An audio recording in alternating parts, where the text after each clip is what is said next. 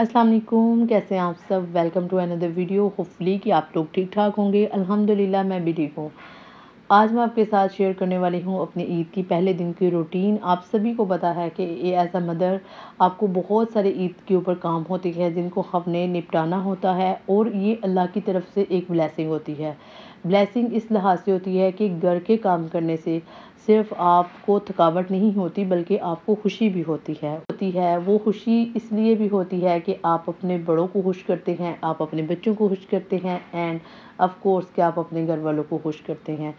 ठीक है जी। तो दिन का आगाज़ आप सभी को पता है कि हम मीठे से करते हैं, एंड आफ्टर डैट आपको पता है कुर्बानी। एंड कुर्बानी के 3 हिस्से होते हैं। पहला हिस्सा आपका अपना होता है, दूसरा गरीबों का होता है, एंड तीसरा रिश्तेदारों को होता है। अगर आप इन तीनों हिस्सों में से थोड़ी सी भी गड़बड़ करते हैं, या आप ये सोचते हैं कि आप जो है वो 2 हिस्से रख लें और एक हिस्सा जो है वो दूसरे लोगों में बांट दें, तो इससे आपकी कुर्बानी कबूल नहीं होगी। तो हमेशा इस बात का आपने ख्याल रखना है। इसके बाद हम हमेशा कलेजी का सालन बनाते हैं, लेकिन मैंने पिछले कई सालों से ये चीज़ ऑब्ज़र्व की है कि कलेजी जो है वो थोड़ी-सी हार्ड होती है और बच्चे नहीं खाते। तो उसको पकाने का मैंने एक नया तरीका निकाला है, और वो तरीका ये है कि मैं हमेशा कलेजी को गोश्त के साथ पकाती हूँ। कलेजी को मसाले डाल के सारे इसको मैं एक दफ़ा प्रेशर लगवा लेती हूँ, और दूसरी तरफ मीट जो है उसको पकाती हूँ। एंड जब दोनों अच्छे से बॉयल होते हैं तो दोनों को मिला के अच्छे से इनको भून लेती हूँ, और सालन रेडी हो जाता है। इससे बच्चे जो हैं वो भी खाना खा लेते हैं और बड़े भी खा लेते हैं, और इससे ये होता है कि कलेजी भी इसलिए खाई जाती है और सालन भी खाया जाता है। ये मेरे ख्याल से एक बेस्ट मेथड है। दोपहर का लंच करने के बाद सभी लोग अपनी अपनी एक्टिविटीज़ करते हैं।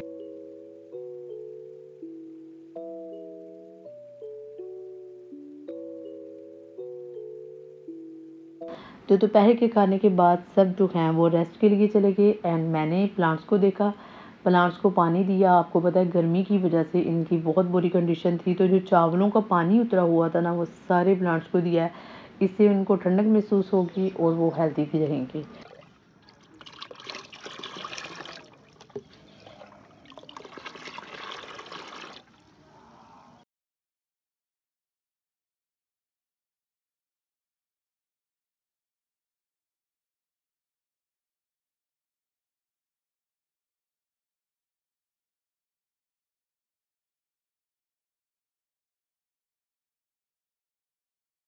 तो डिनर में मैंने अपनी फैमिली के लिए पकाया है जी पुलाव। आप सभी लोग जानते हैं कि पुलाव हर बंदे ही पुलाव पका रहा है आजकल। तो मेरा मेथड ये है कि मैं खड़े मसाले जात जो है ना अ, वो डाल के ना एक दफ़ा वेट लगवाती हूँ गोश्त को। उससे क्या होता है कि आपकी जो मीट है उसके अंदर से स्मेल नहीं आती है। ठीक है, बहुत सारे लोग हैं, मैंने चेक भी किया है खाना, तो उनके ना बीफ चाहे खा लो चाहे मटन खा लो स्मेल आती है। बच्चे नहीं खाते, कहते हैं कि आपके मीट में से स्मेल आती है, हम नहीं खाएंगे, हमें कुछ और पका के दो। तो आपने हमेशा लहसुन और प्याज और अदरक का इस्तेमाल करना है। इससे क्या होगा, इससे मीट के अंदर जो स्मेल होती है ना एक ब्लड की, वो कंट्रोल हो जाती है। चावल जो हैं अल्हम्दुलिल्लाह पक चुके हैं। मेरा ख्याल है कि हर कोई इसी मेथड से पकाता है, और ये बड़ा सिंपल मेथड भी है। गोश्त को बॉयल करने के बाद हम क्या मसाला बनाते हैं, एंड आफ्टर डैट चावलों को जैसे पकाते हैं वैसे ही सेम टू सेम पकाना है। सिर्फ यही मैंने आपको बता दिया है कि लहसुन प्याज और अदरक का इस्तेमाल करें। इससे आपके मीट में से स्मेल नहीं आएगी, और सेकंड इसका फ्लेवर भी अच्छा होगा। और अदरक डालने से ना और काली मिर्च डालने से आपको गोश्त जो है वो हज़म भी जल्दी होगा। तो ये थी मेरी आज की वीडियो और मेरे डे की रूटीन। अगर आपको अच्छी लगी हो तो आपने लाइक करना है और मुझे कमेंट सेक्शन में बताना है। ठीक है, मिलते हैं किसी और वीडियो में, तब तक अल्लाह हाफिज़।